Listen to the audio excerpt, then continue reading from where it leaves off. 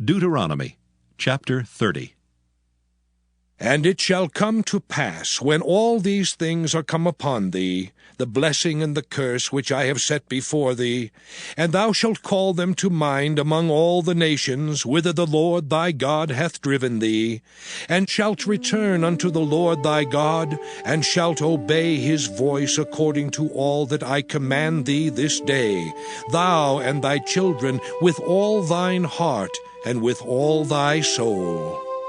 That then the Lord thy God will turn thy captivity and have compassion upon thee, and will return and gather thee from all the nations, whither the Lord thy God hath scattered thee. If any of thine be driven out unto the outmost parts of heaven, from thence will the Lord thy God gather thee, and from thence will he fetch thee. And the Lord thy God will bring thee into the land which thy fathers possessed, and thou shalt possess it, and he will do thee good, and multiply thee above thy fathers. And the Lord thy God will circumcise thine heart, and the heart of thy seed, to love the Lord thy God with all thine heart and with all thy soul, that thou mayest live. And the Lord thy God will put all these curses upon thine enemies, and on them that hate thee, which persecuted thee.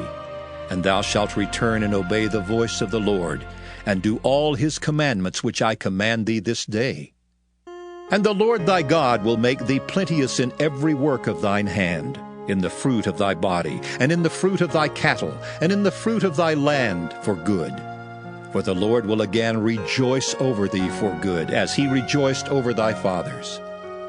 If thou shalt hearken unto the voice of the Lord thy God, to keep his commandments and his statutes which are written in this book of the law, and if thou turn unto the Lord thy God with all thine heart and with all thy soul. For this commandment which I command thee this day, it is not hidden from thee, neither is it far off. It is not in heaven that thou shouldest say, Who shall go up for us to heaven and bring it unto us, that we may hear it and do it?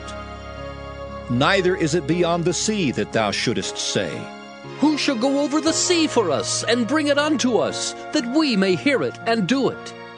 But the word is very nigh unto thee, in thy mouth and in thy heart, that thou mayest do it. See, I have set before thee this day life and good, and death and evil. In that I command thee this day to love the Lord thy God, to walk in his ways, and to keep his commandments and his statutes and his judgments, that thou mayest live and multiply.